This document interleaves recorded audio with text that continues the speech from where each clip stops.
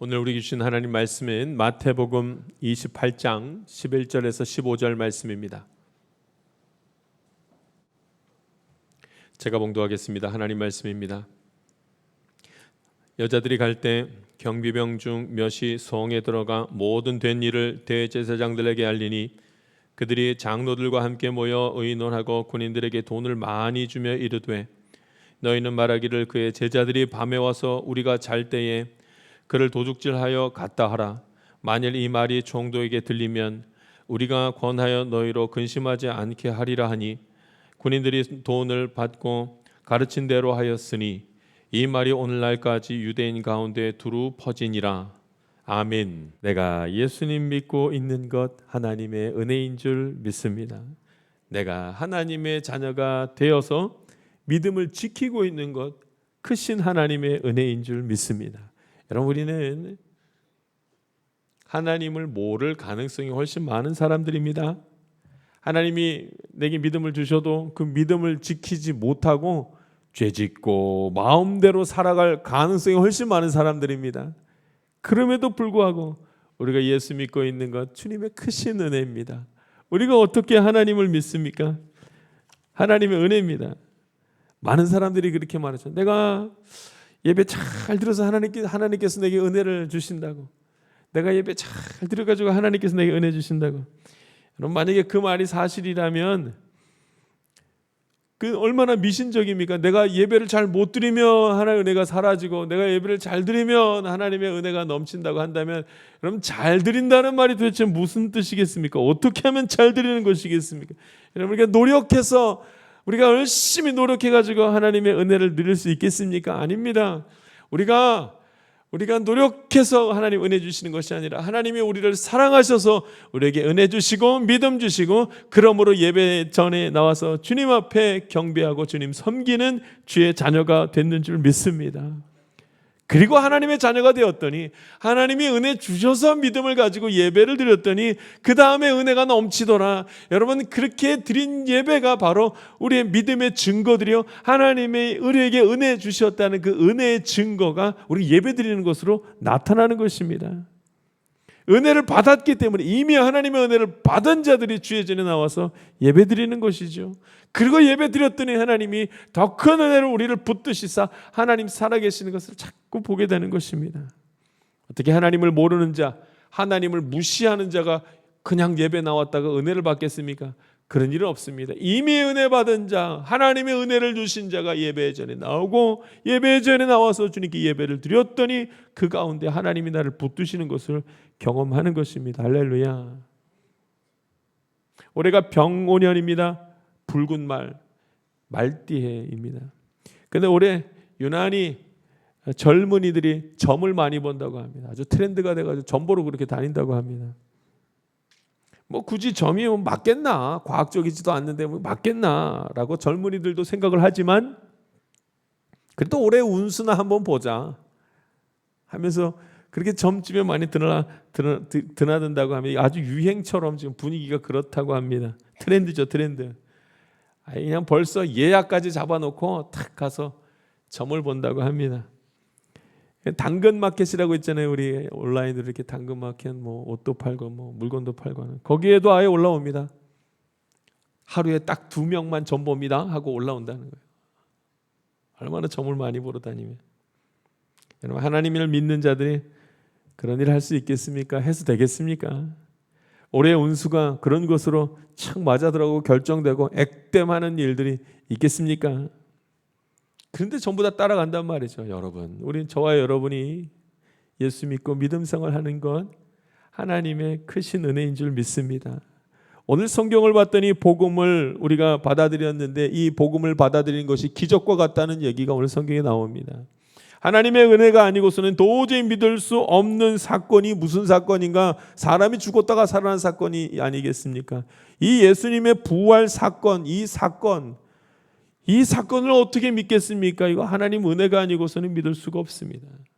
물론 예수의 부활, 사람이 죽었다가 살아나는 것 믿는 것도 참으로 불가능한 일이겠지만 여러분, 이게 어떻게 가능하겠습니까? 어떻게 죽은 자가 살아납니까? 이거 어떻게 믿습니까? 그리고 이것을 믿고 어떻게 하나님을 또 믿을 수가 있겠습니까? 그런데 이 사실을 말고도 참 놀라운 것은 오늘 성경을 보면 예수님이 부활하신 그 사건을 전부 다 감추려고 했습니다. 복음 전파를 다 막고 있었습니다. 그러니까 우리가 그런 일들이 그 가운데 있었음에도 예수 믿고 있는 거, 이거 기적과 같은 일입니다. 은혜가 아니고서는 믿을 수가 없습니다. 예수님의 부활의 현장의 모습으로 오늘 가서 보니까 예수님의 부활 소식을 들은 막달라 마리아와 다른 마리아들이 제자들에게 예수의 부활 소식을 전하러 막 달려갔습니다. 그리고 그 자리에 누가 남아 있었는가? 경비병이 남아 있었습니다. 예수님을 지키고 있었던, 예수님 무덤을 지키고 있었던 그 경비병들이 남아 있었습니다. 그런데 잠깐 눈 잤다가 눈을 뜨고 봤더니 예수님 부활하신 예수님은 온데간데 없고 시체는 없고 천사들이 문을 열어줘 가지고 나가는 그 장면을 본 겁니다. 자, 이거 어떻게 하면 좋겠습니까? 이 경비병들이 어떻게 하면 좋겠습니까? 돌문이 옮겨진 거예요. 그걸 본 겁니다. 그런데 여러분, 이 사실을 전할 수 있는 그런 환경이 전혀 열리질 않습니다. 경비병들이 그걸 보고 나서 전해야 될 거 아닙니까? 예수님이 살아났다고 전해야 되는 거 아닙니까? 그 사실을 전해야 되는데 전혀 환경이 그렇지 못했습니다. 세상이 이걸 다 막는 거예요. 세상 권세가 복음 전파를 막아버렸습니다. 그 이후로 지금까지 세상 권세가 복음 전파를 막고 있습니다. 그러니까 아무나 예수님 믿을 수가 없어요. 하나님의 은혜가 아니고서는 예수님이 죽었다가 살아났다는 것 자체도 믿기 어렵지만 그 말이 전파되는 것도 계속 방해를 받았기 때문에 예수 믿는 것은 그리 쉽지 않습니다. 그런데 그 안에 무슨 악한 일들이 있었는가? 어떤 악의 역사들이 계속 그 자리에 있었는가 봤더니 예수님 복음 전파, 예수님 부활 사실을 막는 일에 첫 번째로 등장하는 것이 이 돈의 권세입니다. 돈의 권세. 대제사장이 이 군인들에게 어떻게 하냐면 돈을 주어서 말을 막아버립니다. 그거 예수님 부활하신 게 아니라 제자들이 예수님 시신 가져갔다고 하자 돈 주고 막았다는 얘기가 오늘 성경에 나옵니다. 돈의 권세죠. 엄청나죠. 우리 12절 말씀 한번 읽어보겠습니다. 우리 12절 말씀 읽습니다. 시작. 그들이 장로들과 함께 모여 의논하고 군인들에게 돈을 많이 주며, 자 15절 말씀 읽습니다. 시작. 군인들이 돈을 받고 가르친 대로 하였으니 이 말이 오늘날까지 유대인 가운데 두루 퍼지니라. 아멘. 돈을 줬단 말이죠. 여러분, 지금 예수님 부활 사실을 막는 그 가장 큰 힘을 가지고 있었던 게 무엇인가? 여러분, 돈입니다. 돈의 권세가 복음을 막습니다. 아주 강력합니다. 예수님의 제자 12제자, 얼마나 큰 권세와 은혜 가운데 있었던 사람들 아니겠습니까? 그런데 그들 중에 가룟 유다가 돈 때문에 예수님 팔아버립니다. 이미 정신을 차렸을 때는 예수님은 팔려 나가고 십자가에 못 박히는 그 자리에 계셨습니다. 아무 소용이 없었습니다. 우리가 예수를 믿지 못하는 것은, 예수를 믿지 못하게 된다면 부활 사실을 예수님의 부활, 그러니까 사람이 죽었다 살아나는 것, 이걸 어떻게 믿습니까? 하는 그것으로 믿지 못하는 것이 아니라 더한 것이 있습니다. 이 세상 권세입니다. 돈 때문에 믿지를 못해요. 돈 때문에. 예수보다 돈이 더 권세가 있기 때문입니다. 교회에 다니고 싶고 하나님, 신이란 분이 계시는 줄, 그 존재가 있는 줄 알겠는데 일을 해야 합니다. 돈을 벌어야 하니까요. 그러니까 예수 믿지 못합니다. 돈 때문입니다. 여러분, 우리 교회 작년에 리모델링을 잘 했습니다. 돈이 이곳저곳에서 큰 힘을 가지고 있지요. 하나님의 은혜로 우리 교회 리모델링이 잘 맞춰졌습니다. 그런데 여러분, 하나님의 은혜로라는 말을 잘 살펴봐야죠. 하나님의 은혜로 리모델링이 잘 됐습니다. 기도만 했더니 리모델링이 됐습니다. 이 뜻이겠습니까? 우리 함께 같이 기도했습니다. 그랬더니 자고 일어났더니 벌써 다 리모델링이 끝나 있었습니다. 그런 뜻이겠습니까? 아닙니다. 우리 교인 중에 많은 이들이 함께 예물을 올려드리고 그 예물을 하나님 앞에 올려드렸더니 아름답게 이 리모델링이 된 겁니다. 어떤 이들은 돈을 하나님 앞에 올려드리고, 어떤 이들은 돈을 드리지 못하고, 어떤 이들은 조금만 드리고, 어떤 이들은 많이 드린 이들이 있습니다.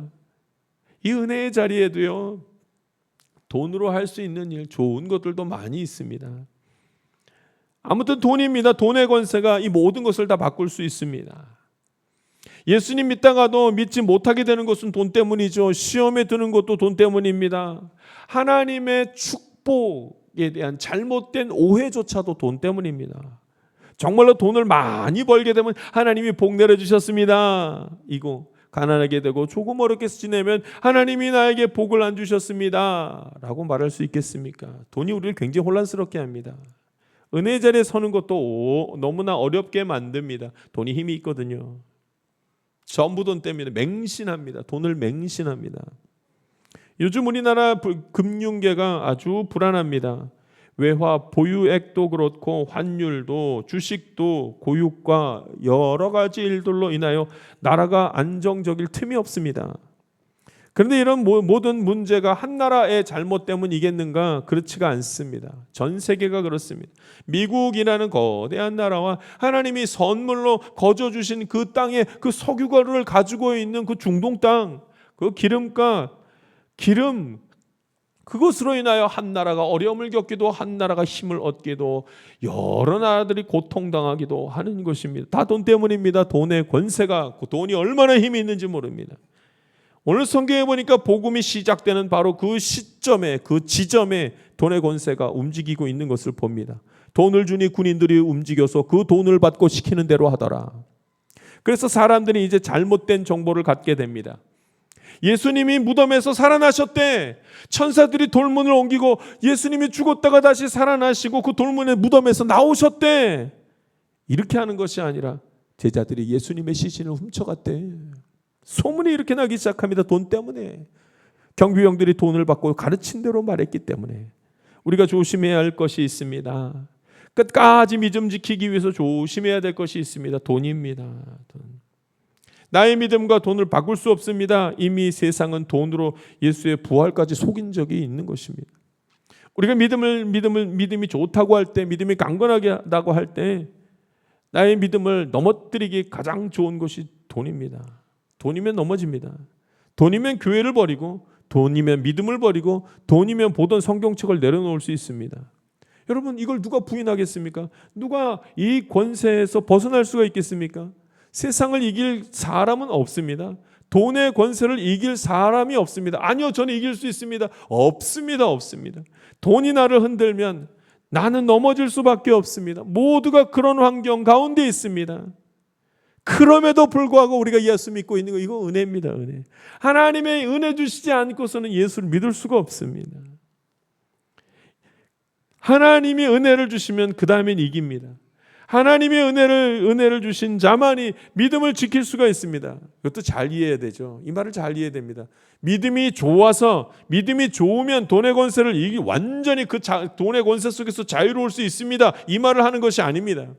하나님이 은혜를 주시면 그 유혹에 빠지지 아니하도록 하나님께서 환경을 열어주신다는 그 표현입니다. 그 환경이 열리지 않으면 다 넘어진다고요. 하나님이 환경을 만드십니다. 하나님이 피할 길을 여신다는 말씀입니다. 하나님이 돈으로 인하여 시험에 들지 아니하도록 그 환경들을 바꿔주신다는 말씀입니다. 할렐루야. 그래서 하나님 은혜를 삼아야 됩니다. 그렇지 않으면 돈 때문에 다 무너져 내리기 때문에 그렇습니다. 세상이 복음을 막았습니다. 근데 그 중심에는 돈의 권세가 있었다 이 말입니다. 두 번째입니다. 돈의 권세뿐만 아니라 한 가지, 오늘 성경에 보면 한 두어 가지가 더 나오는데 그 중에 다음이 무엇이냐면 이 거짓말입니다. 거짓말은 평화와 깊게 관계되어져 있습니다. 거짓말을 하면 평안이 깨집니다. 거짓말은 평안이 깨집니다. 관계가 깨지는 것이 이 거짓말 때문입니다. 마음의 평화가 깨지는 것도 전부 다 거짓말 때문입니다. 예수님의 부활은 대제사장에 의해서 거짓으로 둔갑해 버립니다. 진실이 아닙니다. 그것이 거짓이라고 속이는 일이 나타납니다. 여러분, 인간에게 죄가 들어왔을 때 그 처음에 했던 행동이 뭐냐면 거짓말하는 겁니다. 아담이 범죄한 이후 아담이 하나님께 거짓말을 합니다. 선악과 따먹고 그 다음 바로 저지른 죄가 뭐냐면 거짓말하는 것이었습니다. 여러분, 우리 쉽게 말하면 저는 정직한 사람입니다. 저는 거짓말은 잘 하지 않습니다. 이렇게 말합니다. 그럴 수 없습니다. 인간은 다 거짓말합니다. 속이는 것을 아주 편안하게 생각합니다. 그런 일들을 통하여서 우리는 평화를 내 안에 있는 평화를 다 깨버립니다. 우리는 선의의 거짓말이라는 말도 참 많이 합니다. 선의의 거짓말. 거짓말을 해서 집안이 평안할 수 있다면 약간 서로 이렇게 모른 것으로 해서 넘어가려고 합니다. 거짓말해서 공동체가 어려움 가운데 있지 않게 된다면 그러면 잠깐 거짓말해서 넘어가려고 합니다. 이런 거짓말을 하지 않는 사람이 우리 중에 누가 있습니까? 다 거짓말을 합니다. 선한 거짓말을 나쁘게만 생각하는 사람이 있겠습니까? 다 합니다. 그러나 여러분, 거짓말은 진리가 아닙니다. 거짓말은 그 결말이 좋을 수가 없습니다. 평화를 깨트립니다. 진리를 보지 못하게 만들어버린다는 이 말입니다. 그러나 한편으로 생각해보면 거짓말을 하지 않을 수도 없습니다. 그래서 인간은 다 거짓말을 합니다. 이 거짓말이라는 것을 통하여서 우리는 하나님께 더 가까이 나아가고 하나님의 말씀을 붙드는 것이 흔들리게 되는 것입니다. 물론 이 속이는 것, 거짓말하는 것의 순기능도 참 많이 있죠. 선의의 거짓말도 그런 것이기도 합니다. 그럼 자녀가 성장하면 더 이상 부모에게 모든 것을 말하지 않습니다. 때로는 알지 않았으면 좋겠다 싶어서 속입니다. 거짓말하죠. 반대로 자녀가 성장하고도 자신의 모든 것을 부모님에게, 특히 어머니에게 다 말을 한다면 이거 미성숙한 사람입니다. 이제 숨길 것은 좀 숨겨야죠. 때로는 말 못할 일들이 생깁니다. 이것이 인간이 성장했다는, 성숙했다는 증거가 되기도 합니다. 그래서 인간은 속일 수밖에 없고 거짓을 말할 수밖에 없는 때가 꼭 찾아옵니다. 그러나 어쩔 수가 없지만 그러나 그 거짓말은 진리를 막습니다. 진리를 막아버립니다. 교회에서 회개라는 것을 우리가 합니다. 나의 죄는 하나님께 고백하게 되죠. 그것이 맞습니다. 그러나 사람들 앞에서 다 고백할 수는 없습니다. 그건 부작용이 꼭 있습니다. 우리가 간증이라고도 하죠. 나의 죄를 주님 앞에 고백했더니 하나님이 이렇게 많은 은혜를 주셨습니다. 이렇게 고백합니다. 간증을 하죠. 그런데 여러분, 죄를 고백하는 그때에도 다 고백하면 안 됩니다. 다 고백하는 것은 미성숙한 겁니다. 내 죄를 다 아는 건 하나님이면 충분합니다. 다 말했다가는 모두를 어렵게 만들어버리기도 합니다. 그래서 사실 우리는 믿음을 가지고 살아간다고 하면서도 다 사람들을 직간접적으로 속일 수밖에 없습니다. 속일 수밖에 없습니다. 속이지 않는 사람이 없습니다. 그러나 여러분, 이 일들 앞에서, 이 사실 앞에서 속이면 진리가 보이지 아니하고 하나님의 뜻대로 사는 것이 힘들어질 수밖에 없는 것입니다. 하나님 말씀이 잘 읽혀지지가 않고 십자가의 의미를 잘 알아갈 수가 없습니다. 그러니 우리는 하나님의 은혜가 필요합니다. 우리가 복음을 받아들이는 것, 이 거짓말 때문에 받아들일 수 없는 이 복음을 우리가 받아들일 수 있는 것, 하나님의 크신 은혜입니다. 할렐루야. 못 믿게 하거든요. 믿어서는 안 된다고 말하거든요. 그럼에도 불구하고 우리가 예수 믿고 있는 것, 하나님의 크신 은혜입니다. 은밀하게 벌어지는 일을 알 수 있는 자가 없습니다. 그래서 거짓말을 쉽게 합니다. 쉽게 상황을 전환시킬 수 있어서 모두 거짓말을 택합니다. 그래서 어린아이도 알려주지 않아도 거짓말부터 배웁니다. 그런 우리가 어떻게 예수님을 믿습니까? 우리가 어떻게 믿음을 지킬 수가 있겠습니까? 하나님의 은혜가 아니고서는 예수님을 믿을 수도 없고 가지고 있는 믿음을 지킬 수 있는 힘도 없는 것입니다.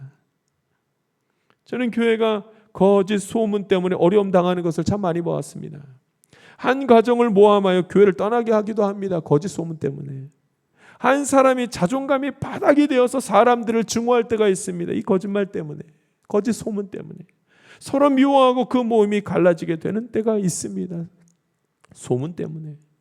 수근수근거리는 소문과 잘못된 말들 때문에 분노와 분열이 생기기도 합니다. 우리가 이 땅에서 살아가면서 어찌 거짓을 숨기며 어찌 소문으로 어려움을 당하지 않을 수가 있겠습니까? 그럼에도 불구하고 우리가 복음을 듣고 복음을 믿고 예수님의 이름을 부르며 살아갈 수 있는 것, 하나님의 크신 은혜인 줄 믿습니다. 한 가지 더 있습니다. 복음을 막는 일을 하는 이 세상 권세, 이 돈의 권세와 이 거짓말들이 있는데 또 하나가 더 있습니다. 권력입니다. 권력. 특별히 종교적인 권력. 이 모든 일을 꾸민 자가 누군가 봤더니 예수님이 부활하셨다는 사실을 속이고 제자들이 예수님의 시신을 가져갔다고 하라라고 말한 사람이 누구냐면 대제사장과 장로들입니다. 그 권력을 가지고 있었습니다. 그 권력으로 그 일을 합니다. 여러분, 권력 앞에서 우리가 다 무릎을 꿇습니다. 다. 이미 기독교가 권력을 가졌습니다. 그래서 정치권을 움직이려고도 합니다. 동두천 안에서도 그런 일들이 우리 가까이는 일어나고 있습니다. 나라 정치뿐만 아닙니다. 교계에서도 마찬가지 일이 벌어집니다. 교단들끼리 다툼이 있고 교회 지도자들끼리 다툼도 있습니다. 권력 때문입니다. 여러분, 이 권력은 예수 그리스도를 드러내는 것이 아니라 모두 자신을 드러내고 자기가 속한 공동체를 강화하는데 모두 초점이 맞춰 있는 것을 봅니다. 여러분, 거기에는, 이 권력에는 복음은 없고, 복음은 본질이 아니고 복음은 도구가 되고, 그 다음에 다 권력이 드러나는 것을 봅니다. 참 무섭습니다. 한 무리, 대제사장과 장로들이라는 이 무리가 유대교를 형성하고 거기서 많은 기독교인들을, 그리스도인들을 박해하는 것을 보게 됩니다. 여러분, 오랫동안 기독교가 박해를 당했습니다. 그러다가 313년 콘스탄티노플 대공의회에서 드디어 기독교가요 반전을 이루고 국가의 국교로 등장하게 됩니다. 박해받고 있었던 기독교인들이 얼마나 좋아했는지 하나님 감사합니다.